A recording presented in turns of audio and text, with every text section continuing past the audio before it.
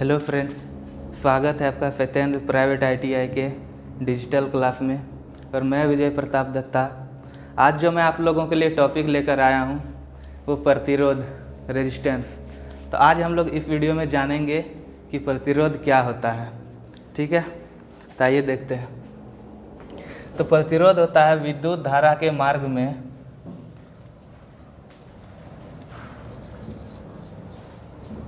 विद्युत धारा के प्रवाह में बाधा उत्पन्न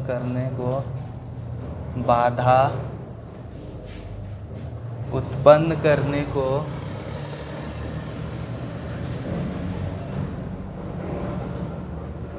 प्रतिरोध कहते हैं।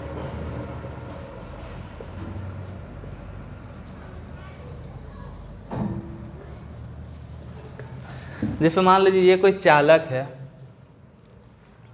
है ये, इसमें हम लोग 30 एम्पियर का धारा प्रवाह करेंगे, 30 एम्पियर का। लेकिन होता क्या है कि यहाँ तक 30 एम्पियर का धारा आ नहीं पाता, यहाँ आता है मात्र 25 या 23, मतलब कुछ इससे कम आता है। तो ऐसा क्यों होता है? तो वो होता है रेजिस्टेंस के कारण। मतलब रेजिस्टेंस जो है धारा का प्रवाह का मान को कम कर देता है, यानी कि विद्युत धारा के प्रवाह में जो बाधा उत्पन्न करता है उनको क्या कहते हैं? प्रतिरोध कहते हैं। ठीक है, इनका जो सिंबल होता है वो किस टाइप से होता है?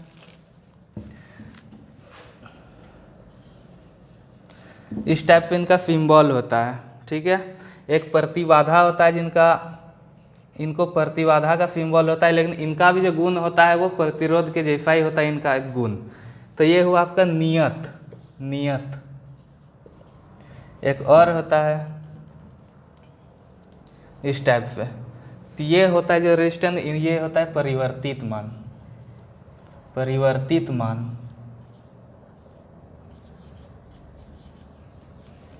प्रतिबाधा में भी ठीक वैसा ही होता है।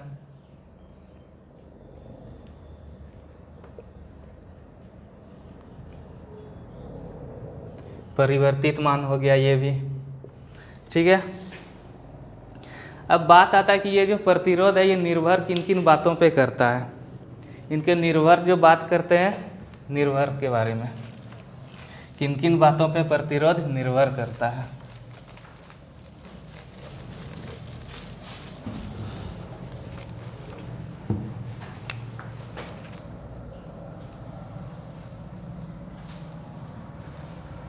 तो पहला जो है रेजिस्टेंस समानुपाती होता है लेंथ के, यानी L जो है यहाँ पे चालक की लंबाई।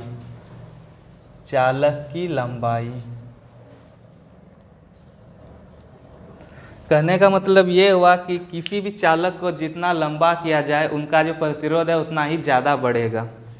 उनको जितना लंबा कीजिए, यानी कि उसको हम 2 गुना लंबा होता है चालक की लंबाई, तो उनका जो प्रतिरोध है वो कितना बढ़ेगा? 2 गुना बढ़ेगा।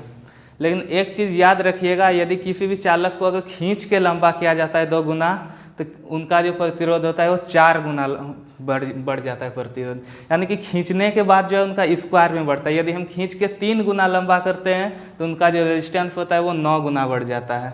ठीक है, अब सेकेंड नंबर आता है रेजिस्टेंस व्युत्क्रमानुपाती होता है काट के क्षेत्रफल के।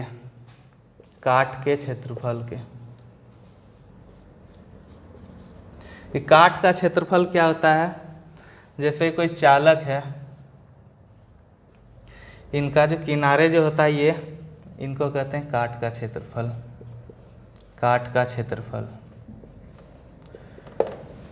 तो ये जो काट का क्षेत्रफल जितना कम होगा रेजिस्टेंस उतना ही ज़्यादा होगा। यह एक दूसरे के व्युत्क्रमानुपाती होता है, यानी कि किसी भी चालक का ये काट का क्षेत्रफल जितना कम होगा और एक में बहुत ज़्यादा ये बड़ा है, तो होगा क्या कि ये जो छोटा काट का क्षेत्रफल है इसमें रेजिस्टेंस ज़्यादा होगा और इसमें रेजिस्टेंस कम होगा। ये इसलिए होता है क्योंकि इसमें जो इलेक्ट्रॉन का प्रवाह होता है इसमें उनको प्रवाह होने के लिए मार्ग मिल पाता है ज़्यादा, जिसके कारण इसमें रेजिस्टेंस कम होता है। इसमें जगह कम है इसलिए इलेक्ट्रॉन का प्रवाह कम हो पाता है, जिसके कारण जो है रेजिस्टेंस भी ज़्यादा होता है। ठीक है, तीसरा नंबर होता है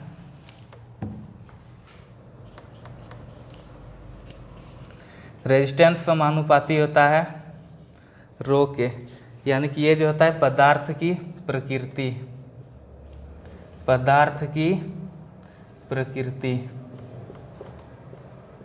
और चौथा होता है समानुपाती होता है ये ताप के, यानी टेम्परेचर, तापमान। यानी कि किसी भी चालक में तापमान को हम जितना अधिक करेंगे उनका रेजिस्टेंस जो है उतना ही अधिक होगा। ठीक है, इनका फॉर्मूला की हम बात करते हैं।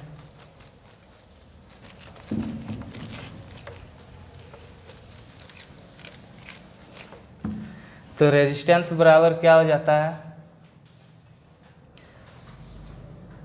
रो एल बाई ए। ये हमारा रो है और ये एल, यानी कि चालक की लंबाई, चालक की लंबाई। ये जो ए है काट का क्षेत्रफल, काट का क्षेत्रफल। अब बात करते हैं ये जो प्रतिरोध है ये किन किन बातों पे निर्भर नहीं करता है। कभी कभी क्वेश्चन में पूछा जाता है कौन कौन सा निर्भर नहीं करता है।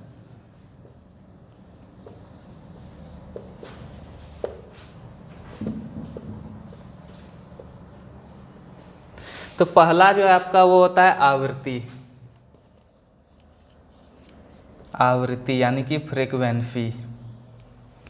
जैसे ये हमारा कोई एक रेजिस्टेंस है 5 ओम का, इनको हम सप्लाई से जोड़ेंगे 10 वोल्ट। एक और है रेजिस्टेंस, ये भी है 5 ओम का, इनको भी सप्लाई से जोड़ेंगे 10 वोल्ट। ये एसी सप्लाई है, ये डीसी सप्लाई है। तो इन दोनों में क्या हो जाएगा, आई का मान, आई जब हम निकालेंगे दोनों में क्या हो जाएगा 2 एम्पियर, इसमें भी हो जाएगा आई 2 एम्पियर। लेकिन ये जो डीसी में होता है इनका फ्रीक्वेंसी कितना होता है 0 FZ, 0 हर्ट्ज। और एसी में आप लोग को बताए थे ये कितना हो जाता है, एसी में जो हमारे घरों में आता है 50 हर्ट्ज आता है। यानी कि देखिए फ्रीक्वेंसी अलग अलग होने के बावजूद भी धारा का मान एक ही है, यानी कि इसमें प्रतिरोध भी एक ही होगा। तो क्या होता है कि आवृत्ति पे ये निर्भर नहीं करता है। सेकेंड जो होता है ये निर्भर किस पे नहीं करता है, आकृति पे, आकृति पे। तीसरा जो होता है आपका वोल्टेज, वोल्टेज या ईएमएफ, ईएमएफ विद्युत वाहक बल। और ये चौथा जो होता है आपका भार। तो इन चारों पे जो है प्रतिरोध निर्भर नहीं करता है, इनको थोड़ा ध्यान में रखिएगा। अब आगे बात आता है कि ये जो रो है ये विशिष्ट प्रतिरोध होता है, विशिष्ट प्रतिरोध। बात करते हैं कि ये विशिष्ट प्रतिरोध होता क्या है।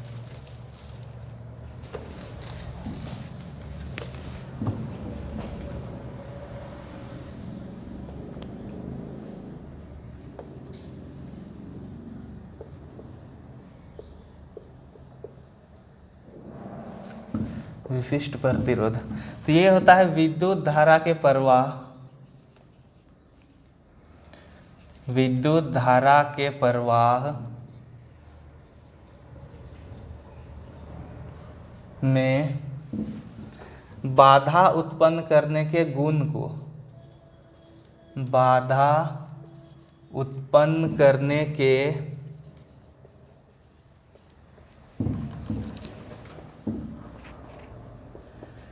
गुण को विशिष्ट प्रतिरोध कहते हैं।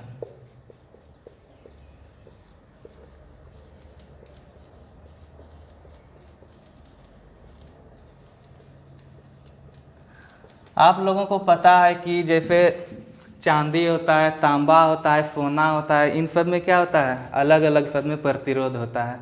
तो जैसे आप लोगों को पता है सबसे ज़्यादा चालकता किस में होती है, चांदी में होती है। फिर आपका तांबा हो गया, फिर सोना हो गया। लेकिन देखिएगा किसी किसी बुक में सबसे ज़्यादा जो चालकता है वो सोना दे रखा है, तो सोना नहीं होगा, सबसे ज़्यादा चालकता होता है वो चांदी का होता है। तो विद्युत धारा के प्रवाह में बाधा उत्पन्न करने के गुण को विशिष्ट प्रतिरोध कहते हैं। प्रतिरोध जो था वो था विद्युत धारा के प्रवाह में बाधा उत्पन्न करने को प्रतिरोध कहते हैं। ठीक है, तो एक जो फार्मूला हम लोग पढ़े R बराबर rho into L by A.